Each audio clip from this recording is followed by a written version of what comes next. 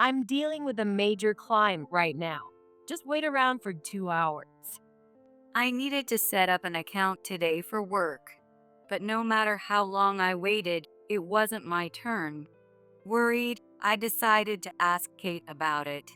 Are you sure everything's all right? Kate, looking annoyed, said, Like I said, I'm busy. If you're not depositing much, just wait quietly. She disappeared into the back. I was getting irritated by Kate's attitude. I could have just left, but I felt defeated and unsatisfied. So I called someone and said, cancel the planned deposit of $200 million. It won't be ready in time. What? What are you talking about? Kate, who had been smirking and not taking me seriously, turned pale when the person on the phone showed up. My name is Anne. I'm 45 this old. Maybe because I went to an all-girls school through high school, I'm somewhat awkward around men. I attended a co-ed college, but I tried to avoid men as much as possible and spent my time there. As a result, I've remained single to this day. I've never had a boyfriend, let alone been married. My school friends got married one after another, and most of them have kids who are adults now. Time flies, I think. I'm not lonely living alone, and I enjoy my days. But sometimes, I wish I had someone to talk to. My comfort is the cat I have at home. I often work from home. Sometimes my cat interrupts my work, but even that seems cute to me. While I'm clueless about relationships, I'm thriving in my career. I'm enjoying my work and leading a fulfilling life. Recently, a contact introduced me to a bank for a new business venture. This bank is planning to launch a new service soon. I don't want to miss this perfect opportunity. I need to keep my antennae up for various things to further enrich my personal life. Starting something new is exciting. I look forward to my bank visit, humming to myself. I was busy from the morning that day. I absolutely had to go to the bank. The bank I was going to is Midfield Bank. It's a community bank rooted in the region, often used as a second bank by locals. I recently moved to this area and only found out about Midfield Bank recently. A contact recommended this bank to me, and I plan to open an account and deposit funds today. Starting tomorrow, I'll be on a long business trip to Alaska. Since there are no Midfield Bank branches in Alaska, I must finish the paperwork at the counter today. Trying to control my anxious feelings, I hurried to the bank. In the end, I arrived around 1 p.m. This bank usually closes its counter services at 3 p.m. Feeling a bit nervous as this was my first visit, I approached a female bank clerk standing at the entrance. I had a reservation today. My name is Anne. Luckily, Midfield Bank has a reservation system. If you reserve a visit a few days in advance, you don't need to take a ticket at the counter and can be assisted immediately. Since today was the only day I could go to the bank, I had made a reservation. The female bank clerk was very polite and told me to wait on the sofa in the waiting area. If you have a reservation, you don't need a ticket number. Please come directly to the counter when your name is called. The bank employee then whispered to the woman handling the counter and returned to her original spot. It seems that the woman she whispered to was responsible for setting up accounts. Unlike other counters, hers was a space separated by partitions. When I looked at the female bank employee, our eyes met. However, she immediately made a face of displeasure. I didn't understand why she looked displeased at first and became anxious. I was sitting near the bank employee, and she muttered in a voice just loud enough for me to hear. Dealing with such an old lady, the worst. I couldn't believe my ears when she said that so suddenly. She scowled at me for a moment, then started smiling sweetly at the customer who sat down in front of her. The customer was a young man. I began to worry if I could complete my transaction without issues. 30 minutes passed, yet there was still no sign of my name being called. Since I had made a reservation, I didn't have a ticket number, so looking at the monitor didn't help me know when I'd be called. The procedure had to be completed today. Impatient, I approached the bank employee when the customer in front of me stood up. Upon closer inspection, her name tag read Kate Williams. Seeing Kate up close, she seemed to be a 20-something recent graduate. She looked quite young. She had heavy makeup and flashy curly hair. In a major bank, such an appearance wouldn't be tolerated. "Excuse me, I've been waiting for a while now, but my name hasn't been called at all. How much longer will it be my turn?" Kate then sighed heavily. It's very busy today at the counter, so could you please check your ticket number on the monitor and wait? I was told by the bank employee at the entrance that I don't have a ticket number since I made a reservation. When I explained this, Kate made a face as if it was a hassle. Even with a reservation, you're supposed to get a ticket number. How do you not know that? Here, I'll call you by this ticket number. Saying that, Kate handed me a ticket number with a haphazard gesture. It was my first time at this bank. How could I possibly know that? And when I hurriedly checked the monitor, the ticket number I received was the last one. I immediately protested to Kate. "My ticket number is the last one. Isn't this too much for someone who made a reservation?" Kate chuckled. Well, I just issued the ticket number, so of course, it's the last one. There are many other customers waiting, so I can't give you any special treatment. Please wait your turn quietly. With that, Kate called, "Next customer," and turned away. I reluctantly sat down on the sofa to wait. After an hour, it was finally my turn. It felt like I had waited a really long time. While waiting, I had a thought. Maybe Kate is trying to find a husband at this bank. She was earnestly talking to young, seemingly wealthy male customers. Looking at the account application form, she kept striking up conversations like, You live in such a nice place. the male customer seemed troubled by Kate's somewhat off-putting behavior. Just when the previous customer stood up and it was finally my turn, somehow my ticket number disappeared. What? What's going on? Confused, I stood there dumbfounded. Moreover, Kate was busy with paperwork and showed no sign of calling my number. Confused, I approached her and said, "Hey, what's going on? My ticket number just disappeared." Kate smirked and replied, I did call you, didn't I? Maybe you just didn't hear it? It seemed like she was intentionally giving me a hard time, not even bothering to apologize. As if to prove it, she whispered with a laugh, An old lady like you who doesn't care about her appearance doesn't belong in our bank. I'd be polite if it were a handsome guy, though. I was shocked. Kate mentioned my appearance, but I was dressed normally. I chose a white blouse and navy skirt, a modest outfit. It's not branded, but it should be clean looking. However, as I looked around calmly, I realized something. Perhaps because Midfield Bank is near a wealthy residential area, there seemed to be many elegant ladies around. Many were carrying famous branded bags. The male customers also seemed wealthy, dressed in branded fashion. As I silently observed the surroundings, Kate smirked again. See, people like you who look poor don't fit in here.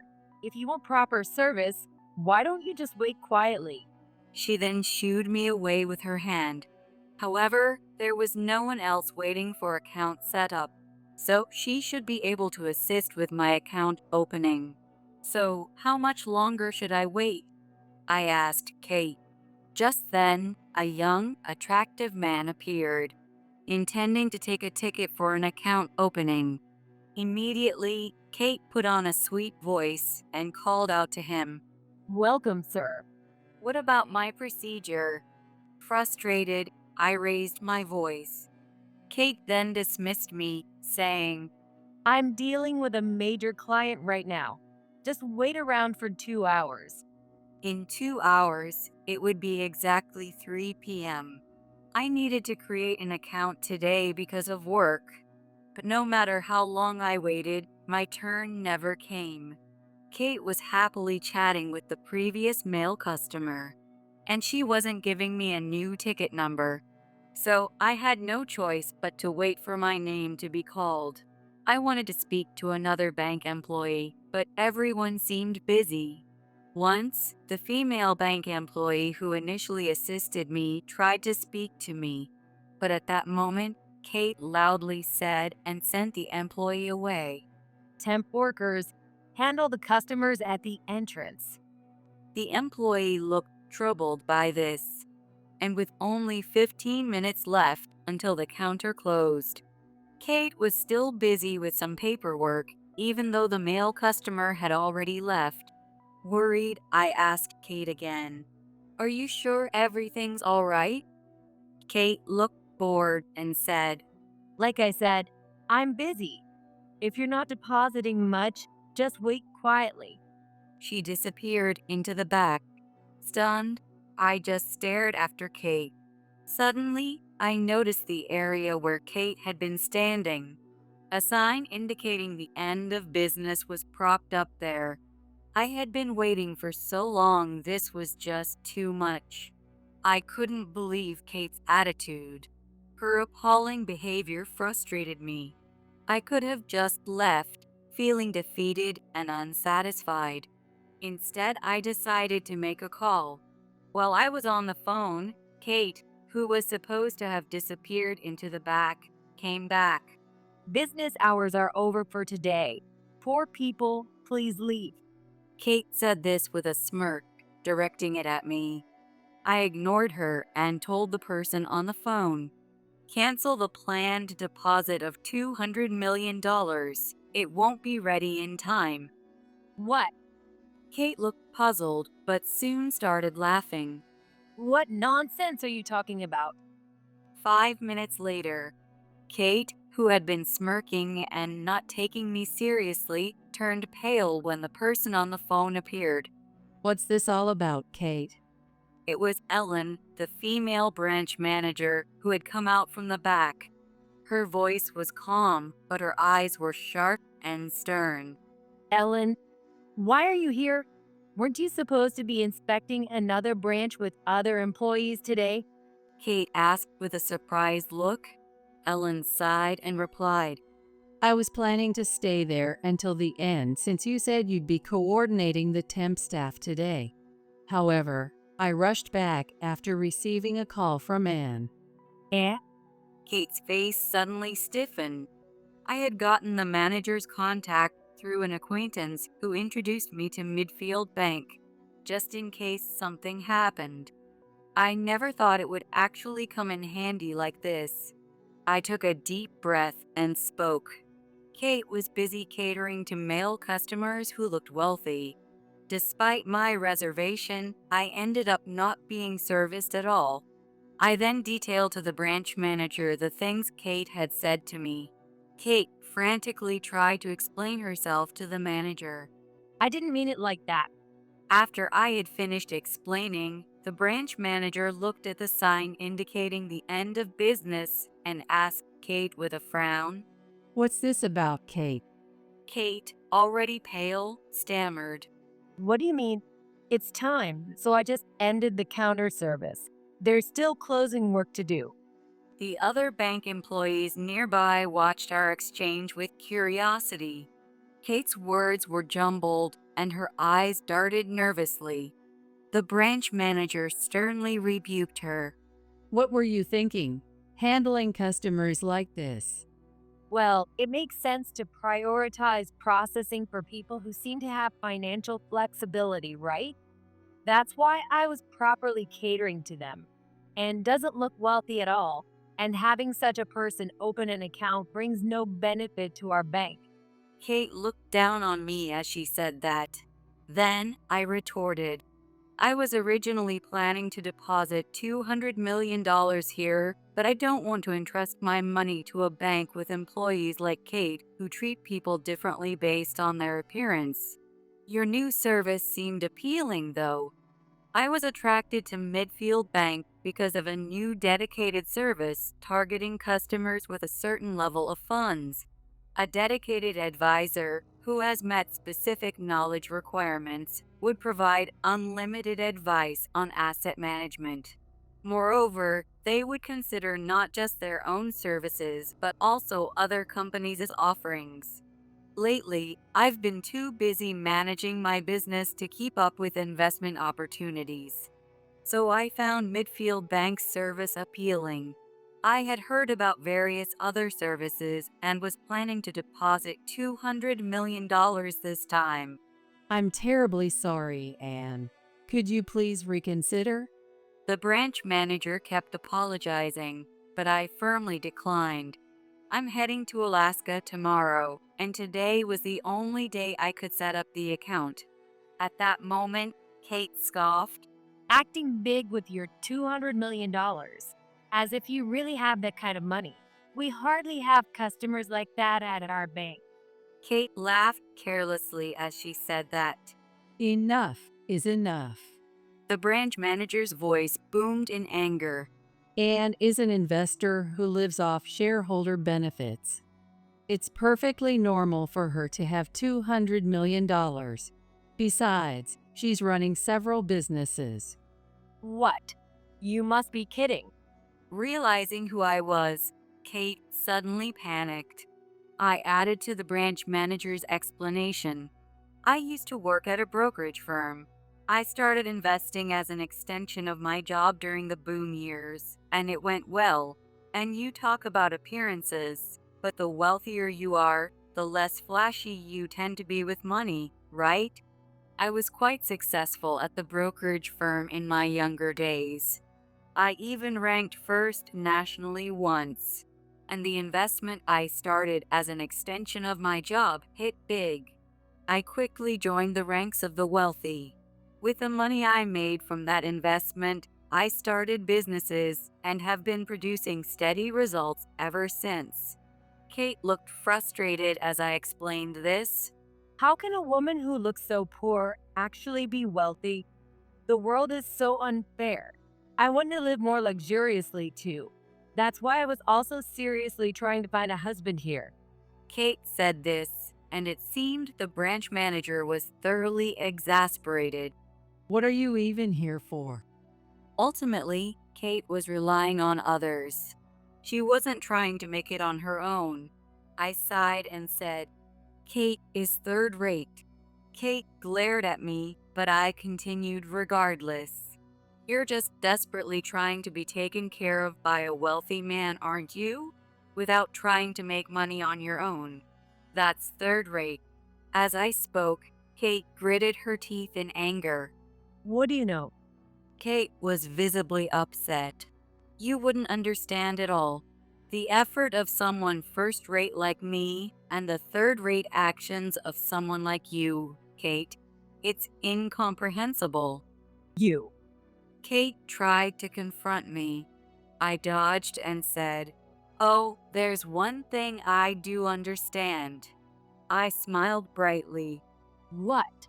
Kate faltered, and I cheerfully declared, You won't be able to conduct any serious matchmaking anymore? I suppose you'll probably be leaving this bank, right? Why? Kate's earlier bravado had completely vanished. Because you're the main reason a $200 million deal fell through? I don't think a pay cut or a warning will be enough. I'll be lodging a formal complaint to the Midfield Bank headquarters, specifically mentioning your name. I winked at Kate. Don't mess with me. To have my life ruined by someone like you. My life was all about marrying a wealthy man. Kate broke down, crying hysterically. The branch manager was desperately trying to calm her down. I had no more business with such a bank. Leaving Kate and the others behind, I walked out of Midfield Bank.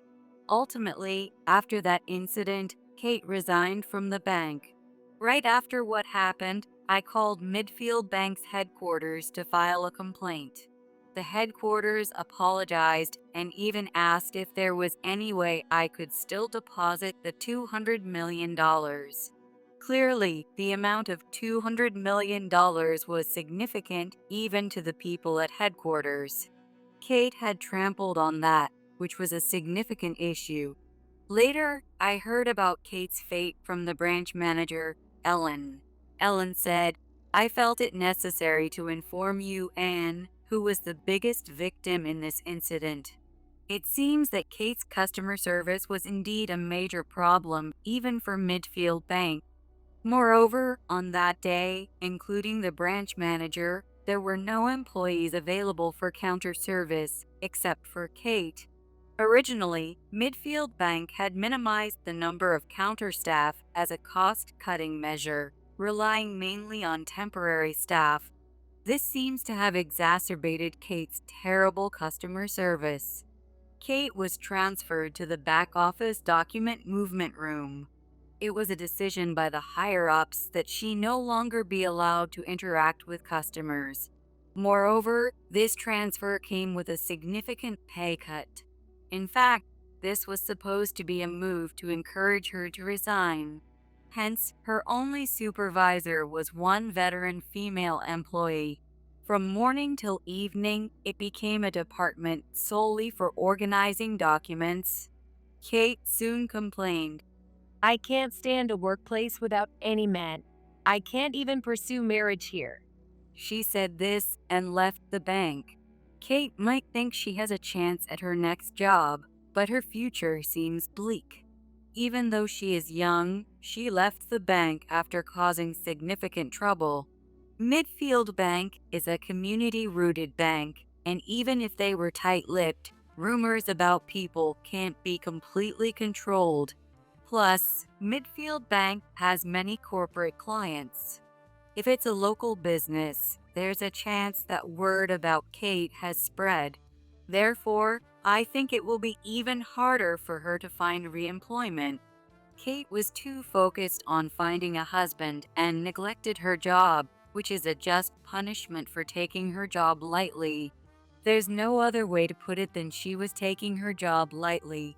She truly has a bleak future ahead of her. She might as well experience the hardship of being unable to find re-employment. In the end, I decided to deposit the $200 million in another bank. The branch manager of Midfield Bank wasn't bad, but it still wasn't good to overlook someone like Kate. It's quite unsettling to deposit a large sum of money in a bank where management is not thorough. Despite the branch manager's earnest attempts to persuade me, I firmly said no. Ultimately, I chose to deposit my assets in a mega bank that seemed more reliable. There, a fateful encounter occurred. By chance, the person who handled my account opening provided very courteous service. Unlike Kate, he did not skip over my number, nor did he make a displeased face because of my simple clothing. It might seem trivial, but I was really happy about it. The bank employee who provided this service was named James. He is a very competent older gentleman. His gentle demeanor made me feel at ease and smile as I went through the procedures. It was refreshing to see such a man. After completing the procedures, I was introduced to the concierge service. It's an exclusive service for clients with a certain amount of assets, where a dedicated person handles everything without having to wait at the counter. I felt it was very similar to the service at Midfield Bank. When I heard about it, I shouted loudly, "I'd love for you to be my concierge." When I realized I was being watched by everyone around, I felt quite embarrassed. However, James just smiled and said, "I'm happy about this. Thank you in advance for your support. Since then, I've been consulting James whenever something comes up. James is knowledgeable and dependable. He even helps update my outdated investment knowledge. If it hadn't been for the incident with Kate, I wouldn't have met James. I think I would have continued to feel uneasy around men. So James' presence has been significant for me in taking a step forward. I'm still only 45. I'm not even at the halfway point of my life. I'm determined to keep looking forward and keep challenging myself. That is my resolution.